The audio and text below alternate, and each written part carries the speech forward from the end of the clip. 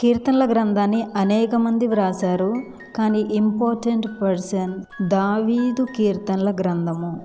Bible గ్రంథంలో అత్యధికంగా చదివే పుస్తకము కీర్తనల గ్రంథము. ఏదో ఒక సమయంలో తప్పనిసరిగా వినండి, ఆధ్యాత్మిక మేలులు పొందండి. Part 5 continuation, part 6. దావీదు కీర్తనలు 22వ అధ్యాయము 1 నుండి. నా దేవా, నా దేవా, నీవు నన్నేలా విడనాడితివి? నన్ను రక్షింపక, నా ఆర్తధ్వని వినక నీవేలా దూరముగా నున్నావు? నా దేవా, పగలు నేను మొర్రపెట్టుచున్నాను, రాత్రివేళ నేను మౌనముగా ఉండుటలేదు. అయినను నీవు నాకు ఉత్తరమియ్యకున్నావు. నీవు ఇశ్రాయేలు చేయు స్తోత్రముల మీద ఆసీనుడవై ఉన్నావు. మా పితరులు నీ యందు నమ్మిక ఉంచిరి. వారు నీ యందు నమ్మిక ఉంచగా నీవు వారిని రక్షించితివి. వారు నీకు మొర్రపెట్టి విడుదల నొందిరి. నీ యందు నమ్మిక ఉంచి సిగ్గుపడకపోయిరి.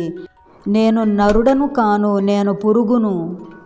నరుల చేత నిందించబడిన వాడును, ప్రజల చేత తృణీకరించబడిన వాడును.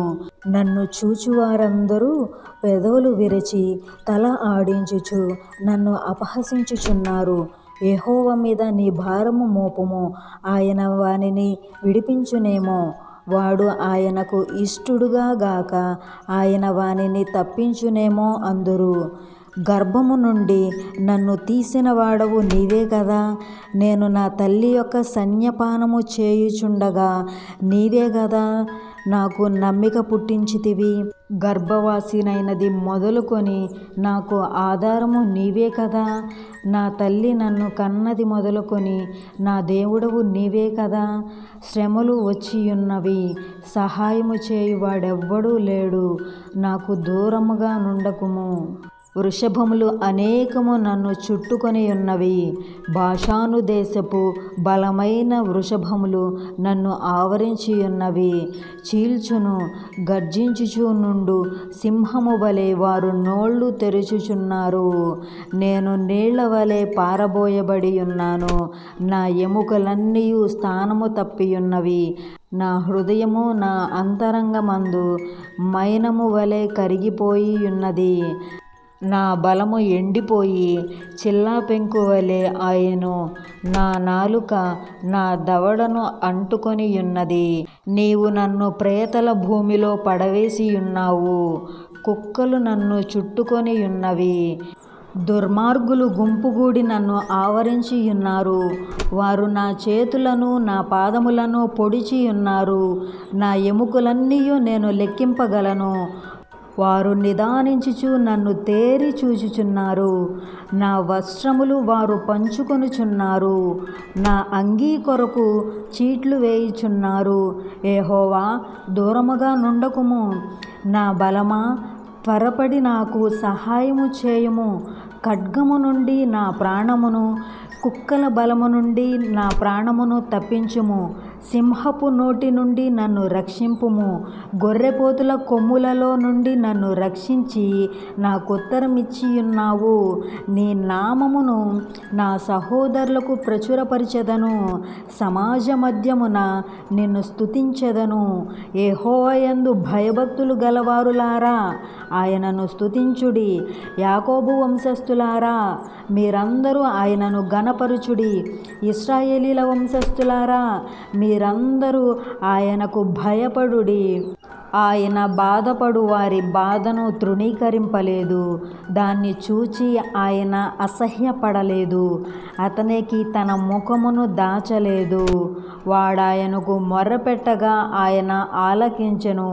మహాసమాజములో నిన్ను గూర్చి నేను కీర్తన పాడెదను.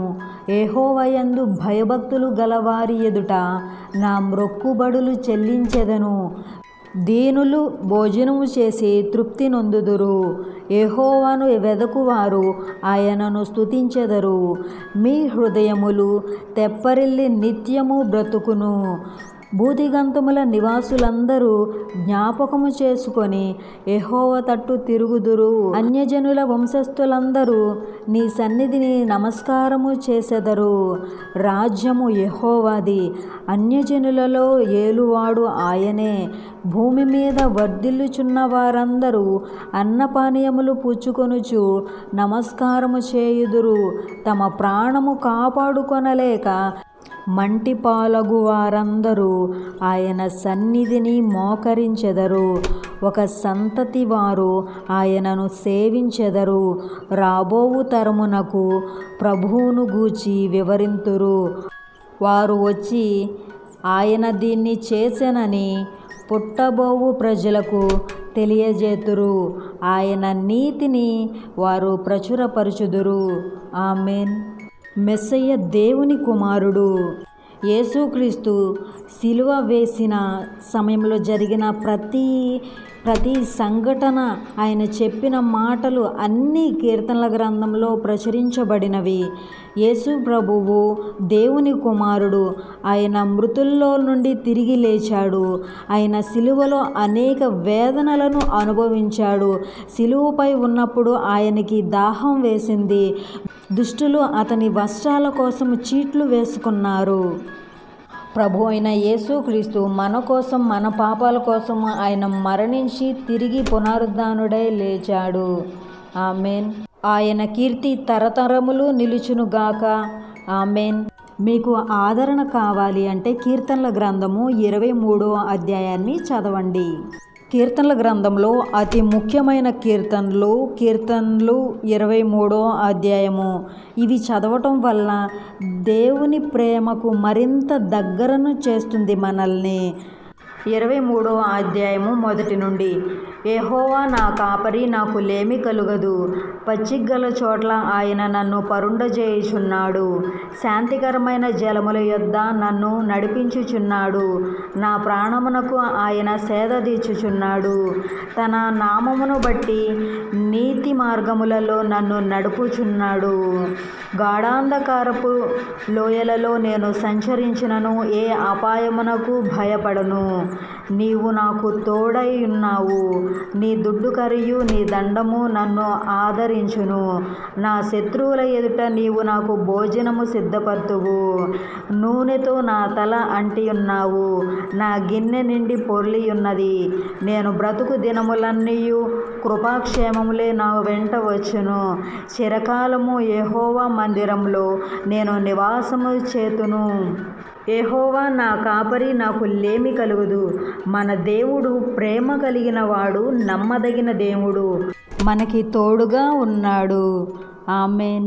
దేవుని గురించి మరింత తెలుసుకోవాలి అంటే కీర్తనలు 24వ అధ్యాయాన్ని చదవండి. కీర్తనల గ్రంథము 1 నుండి. భూమియు దాని సంపూర్ణతయు, లోకమును దాని నివాసములను యెహోవాయే. ఆయన సముద్రముల మీద దానికి పునాది వేసెను. ప్రవాహ జలముల మీద దాన్ని స్థిరపరిచెను.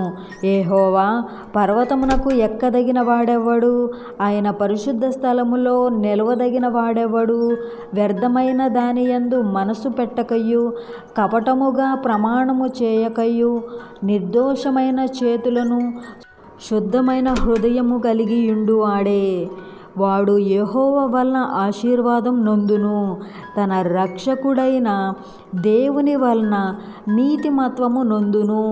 ఆయన ఆశ్రయించువారు, యాకోబు దేవా, నీ సన్నిధిని వెదకువారు అట్టివారే. గుమ్మములారా, మీ తలను పైకెత్తుడి.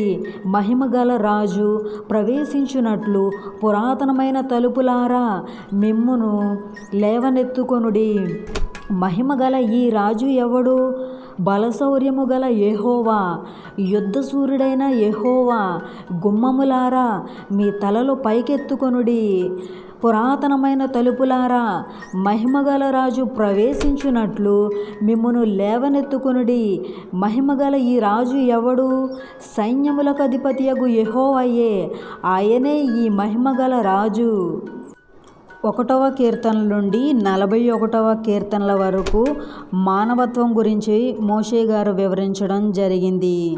కీర్తనల గ్రంథంలో యేసుక్రీస్తును రానున్న రారాజుగా, విమోచకుడుగా, ప్రేమించే గొర్రెల కాపరిగా, నీతిపరమైన శ్రమ సేవకునిగా యేసుక్రీస్తు ఎదురు చూడబడినాడు, చిత్రీకరించబడినాడు, ప్రవచించబడినాడు. కీర్తన గ్రంథంలో యేసుక్రీస్తు ఉన్నవాడని, అనువాడని చెప్పి సర్వ సృష్టికర్త అయిన దేవుణ్ణి మనం ఆరాధిస్తున్నాము. కీర్తనల గ్రంథము 150 అధ్యాయాలు, 2461 వచనాలు ఉన్నాయి. దేవుని మహాకృప వలన ఇప్పటి వరకు కీర్తనల గ్రంథం 1 నుండి 24 వరకు మనం అధ్యయనం చేసుకున్నాము. కీర్తన గ్రంథంలో 10 ముఖ్యమైన మెయిన్ టాపిక్స్ ఉన్నాయి. కీర్తనల గ్రంథము 1, దుష్టుల ఆలోచన చప్పున నడవకు. నెంబర్ 2, కీర్తనలు 18, యెహోవా నా బలమా. నెంబర్ 3, కీర్తనల గ్రంథము 23వ అధ్యాయము, యెహోవా నా కాపరి, నాకు లేమి కలుగదు. మిగిలిన 7 అతి ముఖ్యమైన అంశాలను రాబోయే వీడియోలో మనం తెలుసుకుందాము. కీర్తనలు చదవటం వల్ల ప్రయోజనం ఏమిటంటే దేవుని వాక్యాన్ని అధ్యయనం చేయడానికి, అర్థం చేసుకోవడానికి, మన జీవితాలకి అన్వయించుకోవడానికి ఉపయోగపడుతుంది. ఈ కీర్తనలను మనం చదివే కొద్దీ, కంఠస్థం చేసే కొద్దీ మనలను దేవుని ప్రేమకు మరింత దగ్గరగా చేస్తుంది. దేవునికి ఇష్టంగా జీవించేందుకు సహకారం అందిస్తుంది. మనము దేవునికి లోబడితే ఆయన మనల్ని హెచ్చిస్తాడు. కీర్తనల గ్రంథము 118:8, మనుషులను నమ్ముకొనుట కంటే యెహోవాను ఆశ్రయించుట మేలు. నెక్స్ట్ వీడియోలో పార్ట్ 7గా మరికొన్ని విషయాలను మనం అధ్యయనం చేసుకుందాము. Thank you. మనం చేసే ప్రతి ప్రార్థన మనవి ఆయన అంగీకరిస్తాడు. ఆమెన్. దేవుడు మిమ్మును, మీ కుటుంబాలను దీవించునుగాక. Praise the Lord. See you soon. God bless you all. అనుదినము వాక్యము, ప్రార్థన ద్వారా మన జీవితాలను సరిచేసుకోవాలి. దేవుడి ఈ కొద్ది మాటలు దీవించునుగాక. ఆమెన్.